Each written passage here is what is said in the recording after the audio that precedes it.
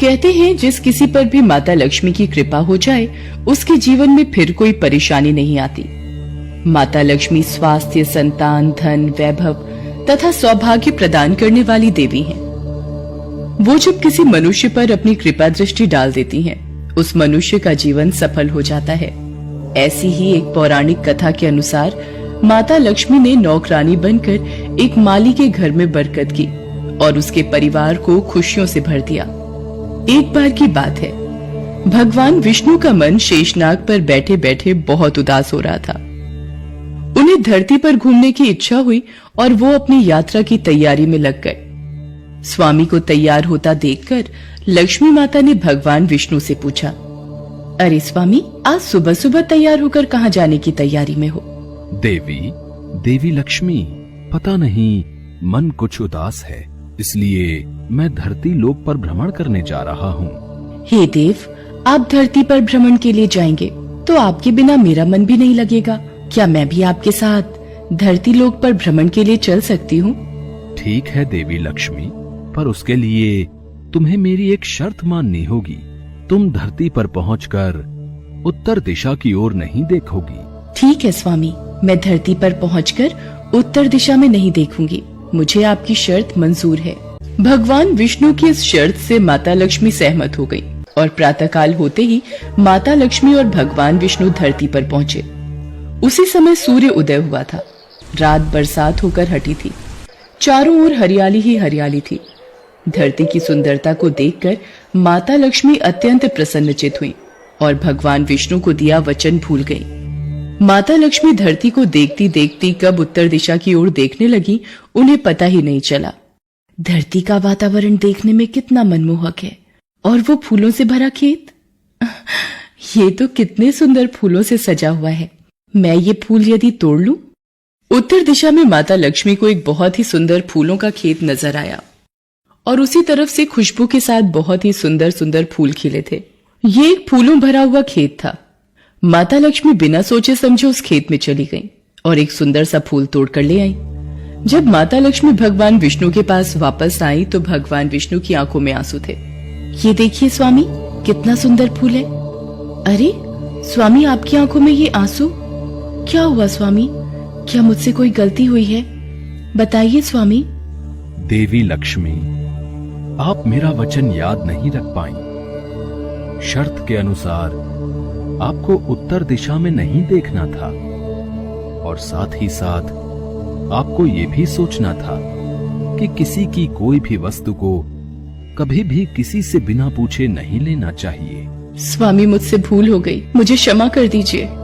देवी लक्ष्मी, आपने जो भूल की है उसकी सजा आपको जरूर मिलेगी। जिस माली के खेत से आपने बिना पूछे फल तोड़े हैं, ये भी एक प्रकार की चोरी है। इसलिए देवी लक्ष्मी, आप 3 वर्ष तक माली के घर में रहेंगी। इसके बाद मैं स्वयं आपको वैकुंठ वापस बुलाऊंगा। जैसी आपकी आज्ञा स्वामी। माता लक्ष्मी ने चुपचाप सिर झुकाकर वचन स्वीकार किया और भगवान विष्णु वैकुंठ लौट गए। माता लक्ष्मी ने एक गरीब लड़की का रूप धारण कर लिया। खेत के मालिक का नाम माधव था। माधव की पत्नी 2 बेटे और 3 बेटियां थीं। सभी उस छोटे से खेत पे काम करके किसी तरह से गुजारा करते थे। खेत के पास ही माधव की झोपड़ी थी। माता लक्ष्मी माधव की झोपड़ी पर जाती हैं। माधव लड़की को देखकर पूछता है, तुम कौन हो और इस समय तुम्हें क्या चाहिए? मैं तुम्हारी क्या मदद कर सकता हूँ? मेरा नाम लक्ष्मी है। मैं एक गरीब लड़की हूँ। मेरी देखभाल करने वाला कोई नहीं। मैंने कई दिनों से कुछ भी नहीं खाया। मुझे कोई भी काम दे दो और मैं तुम्हारे घर का काम भी कर दिया करूंगी। बस मुझे अपने घर में एक कोने में आसरा दे दो। माधव बहुत ही अच्छे दिल का आदमी था।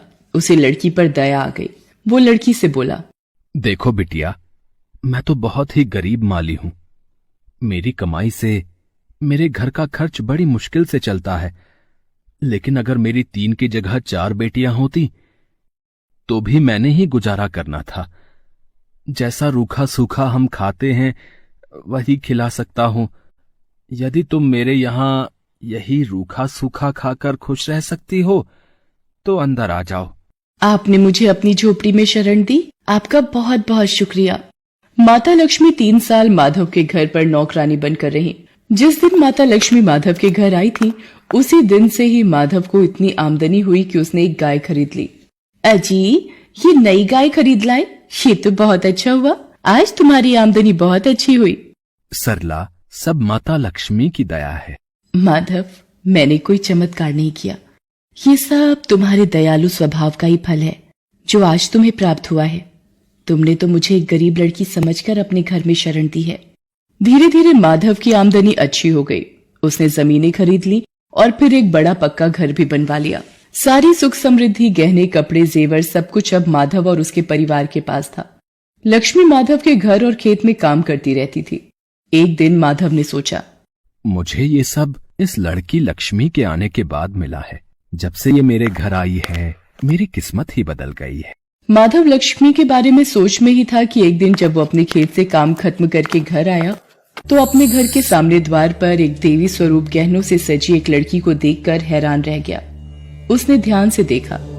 अरे, ये तो मेरी मुंह बोली बेटी यानी लक्ष्मी है क्या? ये तो साक्षात माता लक्ष्मी है। सरला, सरला, बच्चों के साथ बाहर आओ। माता लक्ष्मी स्वयं हमारे द्वार पर आई है। माधव का पूरा परिवार बाहर आ गया। सब हैरान होकर माता लक्ष्मी को देख रहे थे। माता लक्ष्मी, हमें माफ करना। हमने अनजाने में आपसे अपने घर और खेत का काम करवाया। माता, हम आपको पहचान नहीं पाए। हमसे ये कैसा अपराध हो गया। माता, हम सबको क्षमा कर दो। माधव, तुम बहुत ही नेक दिल और दयालु व्यक्ति हो। तुमने मुझे आश्रय दिया, 3 साल तक अपनी बेटी की तरह रखा। इसके बदले मैं तुम्हें वरदान देती हूँ कि तुम्हारे पास कभी भी खुशियों की और धन की कमी नहीं रहेगी। तुम्हें सारे सुख मिलेंगे जिसके तुम हकदार हो। माधव को और उसके परिवार को आशीर्वाद देकर माता लक्ष्मी अपने स्वामी भगवान विष्णु के द्वारा भेजे रथ में बैठकर बैकुंठ चली जाती हैं। माधव और उसका परिवार हाथ जोड़कर माता लक्ष्मी का गुणगान करता है।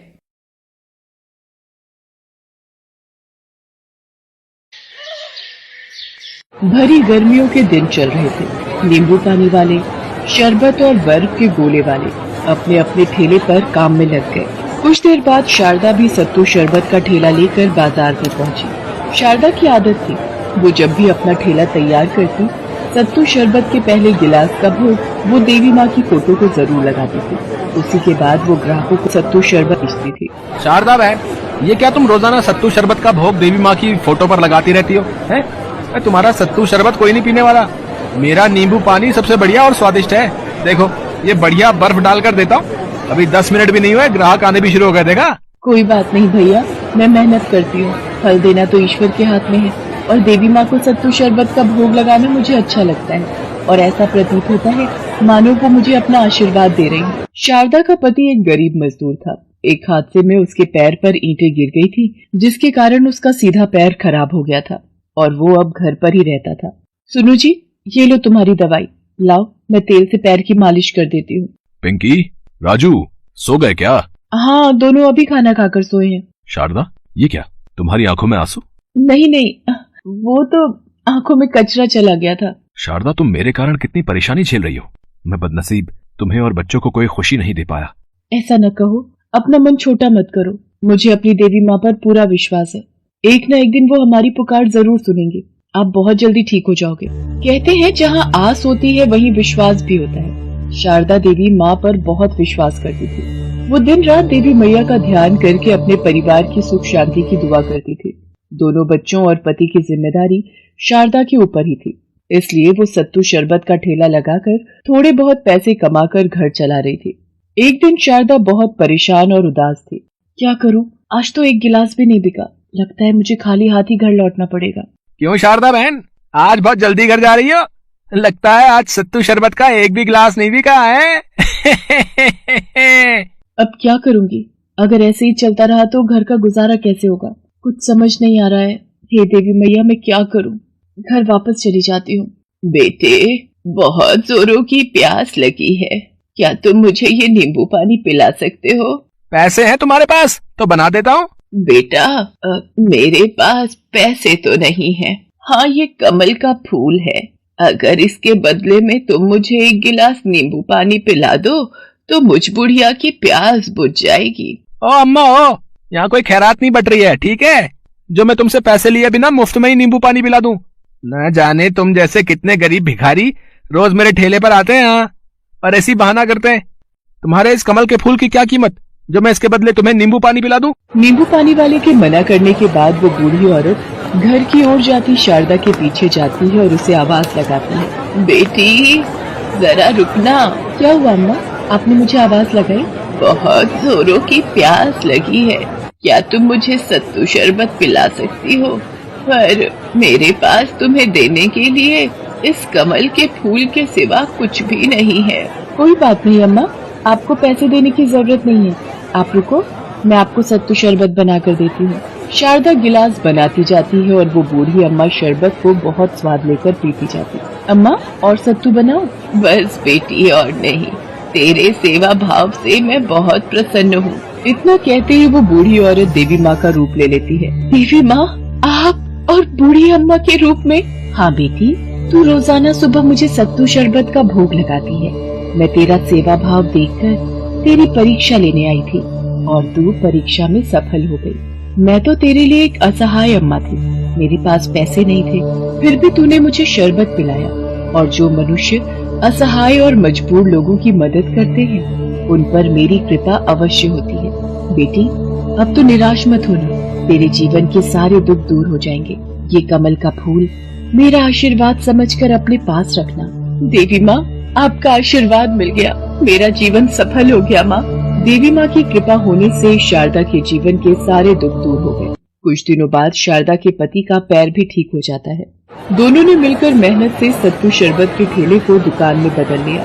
शारदा देवी माँ के दिए उस कमल के फूल की रोजाना पूजा करती थी और आज भी वो सत्तू शरबत का पहला भोग देवी माँ को लगाना नहीं भूलती थी। और फिर धीरे धीरे उसके जीवन के सारे दुख दूर हो गए।